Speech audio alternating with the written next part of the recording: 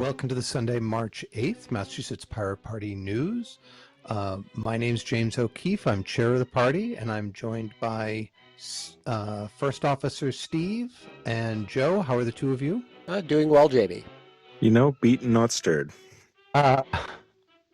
You always come up with great lines, Joe. You always make me laugh. So yesterday, the Cambridge Stop Shot Spotter Coalition went door knocking, and I went out and joined them with friends from Digital Fourth, and it was a very successful outing. And there's another one planned sometime in April. Hopefully there'll be more potlucks coming up as well. On March, later in March, if you go to our events page, which I'll link to in the description below, there'll be a Somerville Cambridge Pirate meetup at Zaruna Gold Coffee in Somerville. So if that's something you're in the area and you want to join us, by all means, come by. Our next meeting will be next Sunday at 8 p.m. As always, we encourage supporters and members to come out and help make decisions for the party. And so with that, we go on to the topics that we had. I mean, one thing I'll just draw people's attention to is we have this surveillance memory bank and resources as we see articles that are relevant to that topic on local, national, international, and we also have our GOP administrative coup memory bank with lots of links on, you know, rampant illegality and incipient fascism. So our first topic today, however, is that Governor Gavin Newsom in California signed a bill that the legislature passed called the California Digital Age Assurance Act. And one of the requirements is that all operating systems, will have to perform age verification checks on installation. So if, for example, you're using Windows or you're using your phone with whatever operating system, you'll have to confirm that you have to confirm your age, whether you're under 13, 13 to 16, 16 to 18, and 18 and older. And, you know, this is particularly interesting for Linux distributions, because as we know, it is easy enough to fork off a Linux distribution that removes this and put it anywhere on the internet for someone to get. So, thoughts, folks? There's I like the position of one BSD distribution where they simply added to their sort of terms and conditions that this distribution cannot be used in California as of January 1st, 2027, or it's not authorized for use. But I forget the exact wording. It does remind me a little bit of the old crypto war days where, strong encryption was an illegal thing. And so if you wanted a secure shell client that used strong encryption, you downloaded it from the EU, and the thing had a little thing saying that, oh, by the way, this isn't legal to use in the United States, and you clicked OK and went ahead and used it.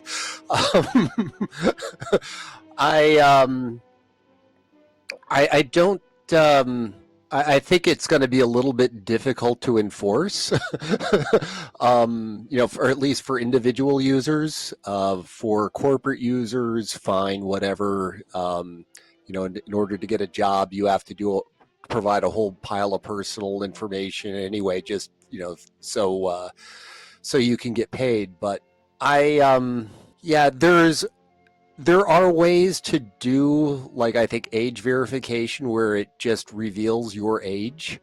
They're not commercially available ways, but there are ways of doing such things, and I think it will take us. We may get there eventually, but only after we've exhausted every other possible option. Thank you. We must do the stupidity first before we can come up with a sane policy. Your Mhm. thoughts, Joe? I mean, what is this supposed to be serving? Why do they need to get more information from the clients? I don't get it. We must protect the children. Protect the TM. children by compromising our personal information to be hacked? One of the Seems ironies about age verification is the Children's Online Privacy Act or whatever. If I'm not mistaken, it prohibits agency or companies from collecting information about minors. And if you happen to, but in order to determine that someone is a minor, you actually have to collect the information about them. So there's a lot of stuff in there that just was not thought through properly. it sounds it. It sounds like feel-good legislation that was pushed through without really thinking about how do we implement this. I mean, there's a general trend, and clearly this passed 76-0 in the Assembly and 38-0 in the Senate. There's both large parties have. I mean, they don't like kids. I have to say, and they certainly don't like privacy, right? I mean, to be able to, we've seen in other states where they've put things in place that say if you want to use something that is, if you want to use a site that is at all risque, then you have to do age verification. And that means that your information goes out onto the internet, your ID or whatever they're using to prove you are you, and that can go on your permanent record. It could end up in government databases. It could end up in private corporate databases. And Yes, because teenage boys never click I'm over 18 to get into that porn site. Ever. I'm not saying, I mean, obviously, but they want a system that is more strict. That is not sufficient for them, and so they Sorry, Jamie, go ahead. no, it's and so the issue is you have to give away some of your privacy to prove you are an adult, which being an adult, well, I mean, everyone deserves privacy, but certainly if you're an adult, you're not harming anyone else, you should of course get privacy. I don't know. I remember back in high school, man, I gave those IT guys quite a run for their money because I put Leisure Suit Larry and drug dealing, or was it Dope Wars, on every school computer. And so they kicked me off the school computers, but I still had access to the networks because, I just understood how they worked better as good as they did. So, I mean, to the determined, it's not going to do anything. And to those who actually obey the laws, it's just going to hurt them. So, I mean, I don't see how this is. We need people who understand how this works. Jamie, you need to get into office right now and start dealing with some security laws, and actually putting privacy first, like as we pirates do. So, Well, we certainly need people to be running. So the next topic that we have comes from Meta. Apparently, when Meta downloaded pirated books from Anna's archive and other shadow libraries, they left the setting on, since they used BitTorrent, they left the setting on to share the files they downloaded with anyone who was looking for those files. And so they're pulling this down to train their models, and we're inadvertently sharing that data with other people, which we all remember Aaron Schwartz, who was railroaded by the FBI because he downloaded a whole set of things people really, really are eager to see, research papers, and went and shared those so that people could have access to essentially the research that we are already paying for and that had been locked down by a small number of corporations that gather up these research papers and publish them. And so, it's ironic that Meta is now saying, oh yeah, it's just part of the tool BitTorrent. It's the way it's designed. I mean, that was the way Napster was designed, and that didn't save them. And so, we shouldn't be held liable. But of course, we're pirates, and we don't think, you should share whatever you want to share. It's nice to see Meta's joining us on this. Your thoughts? I mean, if you talk to any researcher, they want to get their research notes to as many people as possible. So, I mean, that's an absolute win when research papers can be shared widely and publicly. I was impressed that I guess Meta downloaded something like 81 terabytes of books and research papers, or which is quite the collection. But it is I do find it humorous that they, their argument in court, which the court agreed, was that, well, this is how the technology works.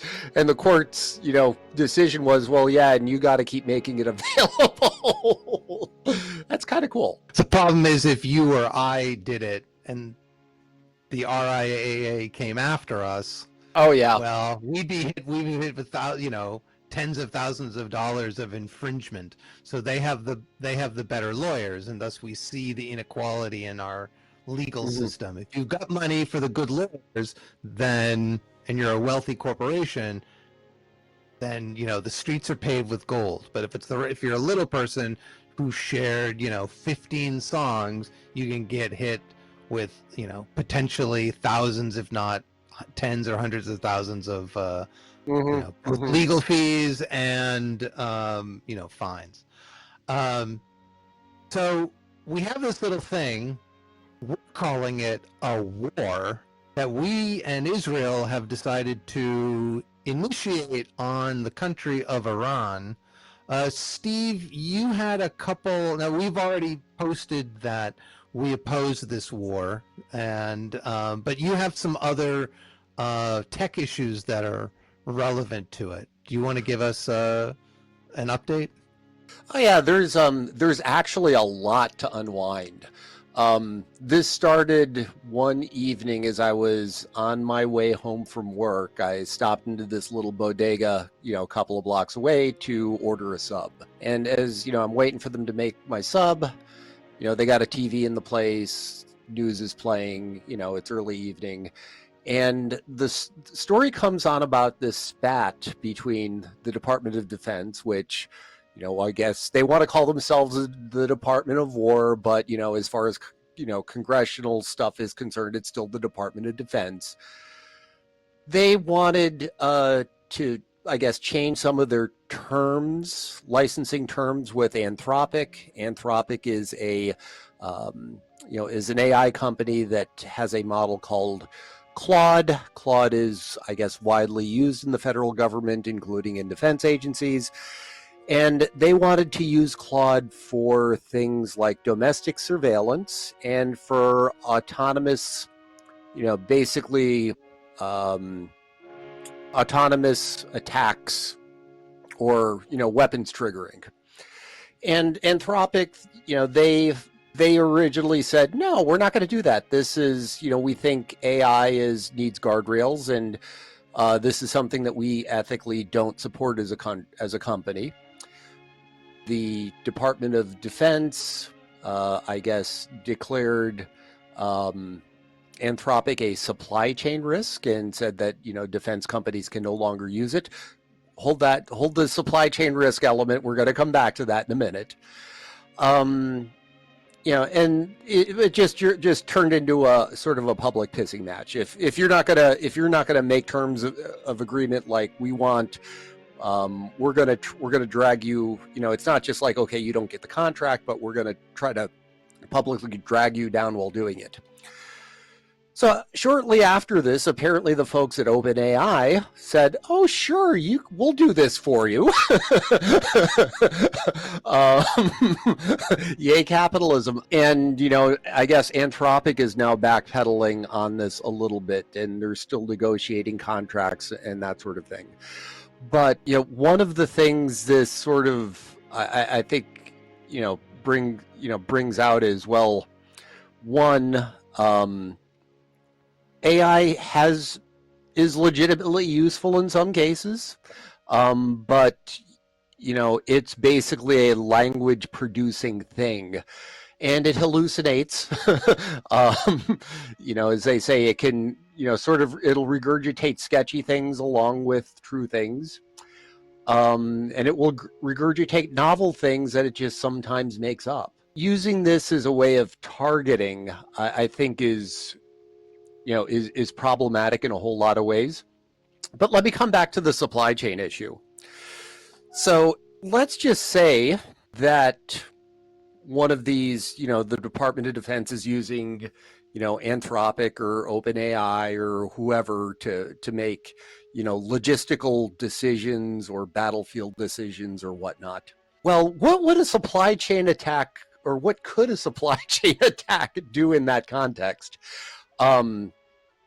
It sort of gets into like some of the futuristic things where you're fighting the army of toasters, hinting on Battlestar Galactica, and if someone were to reprogram the toasters to shoot themselves or whatever, Not the little toaster.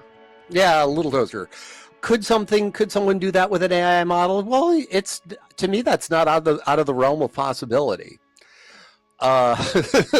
So it's there are reasons why people should be in the loop. I don't know what kind of cybersecurity posture Anthropic has as a company. I mean, there's a big difference between, well, draw me a funny meme picture and aim this missile. Very, very different kinds of tasks. The other thing I thought was rather unique with the war in Iran is that the targeting of commercial data centers, like for example, Amazon's availability zone in the UAE was temporarily, or partially, I don't know if it was partially or completely offline, but basically someone targeted their data center. Which I never had thought of data centers being military targets, but the way things are turning around, that kind of makes sense. Anyway, thoughts, gentlemen? I would have to say it's the spaghetti method. Hit whatever they can and see what sticks. Cause as much disruption as possible, but the problem is that it's quite the industry of war we have going on over here.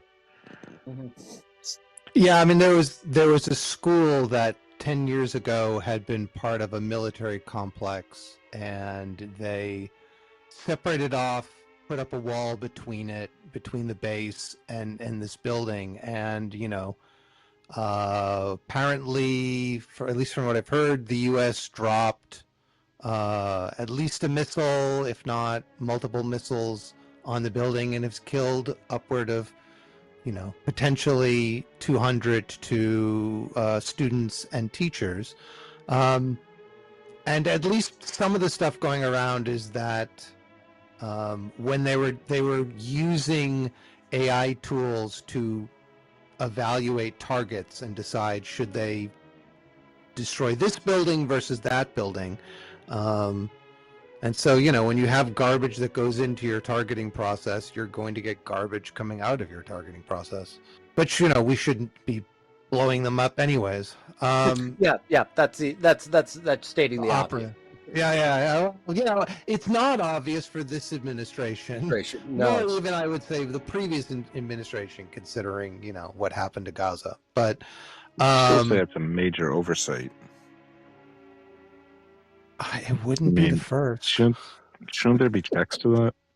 You would think, but at the same time, if you've got thousands of potential targets, And you're like, yeah, that looked good enough. And I mean, that's one of the problems with AI. When an AI is enhancing human abilities, that's one thing. But when humans are the brake on an automated process, the automated process can generate more targets than humans could potentially reasonably say, this is good, this is bad. Like that Yeah, lady that ran over a person whilst in that AI car. yeah, that was a couple years back. Yeah, But it's there was someone who was crossing the road, and the person who was monitoring it, who was in the car, didn't like take over because she was, I don't know, looking at her phone or whatever. And that's additionally, when you think when you think the technology is 99% accurate, then you're less likely to pay attention to it. One thing I thought that was interesting out of this was that Israel had hacked the Tehran surveillance camera, or at least traffic camera network, and used it to identify, I believe there was like a camera that was pointed at the Supreme Leader's security details cars, and they could go and figure out, when he was coming in, when he was going. Which, considering there's still a push to put more surveillance cameras around, does that mean we're going to be vulnerable? pretty sure we already know the answer to that one. Especially that we put it on for free. You can look at traffic cams whenever you want. I mean, if it's free and available to everyone, and it's just the road. Are there cars on the road? I mean, it's like I go to a TV or radio, and they'll tell me traffic here at this intersection is blocked. I mean, like, okay, I could look at a camera, I could listen to the news. I mean, I don't see that as an issue, but I do think that ubiquitous cameras around, if someone else, it wouldn't just be the U.S. government looking at it. It wouldn't just be corporate security in a particular area looking at it, but it could be foreign governments. It could be potentially criminals. There are toolkits that could potentially be shared. So, any other thoughts? It's going to be a big mess. That's about it. Well, it's not just Yeah. technology assets that they're hitting. There's a lot of worry that sleeper cells are going to start popping up in the United States. I know there was that one in Texas that is still not confirmed if it was leaked as a sleeper cell, but definitely an Iranian Muslim man happened on that one. And I think he was Ghanan. I want to say he was from Africa. He wasn't. He he's wasn't from Iranian. Africa. Yeah. Oh, okay. My mistake. Thank you for the Yeah, correction, no. Jamie. But still, yeah. Sorry. I'm just saying it's we hit the hornet's nest, and even though some could argue that they were getting the nuclear weapons, it's not really the full truth on it, because when they were getting the nuclear weapons, we did precision strikes and then we were done. So there's definitely more to the story as to why we're going there that they're not telling us, and in time we'll find out what happened, and whether we'll be happy about it or not is another story. So I mean, they can't keep their story straight. I don't even think they're trying at this point. So true. Yeah, it's regime change. It's not regime change. It's to get rid of weapons that we already destroyed. Yeah, was Trump lying before or after? No, he lies always. Hold it. His lips are moving.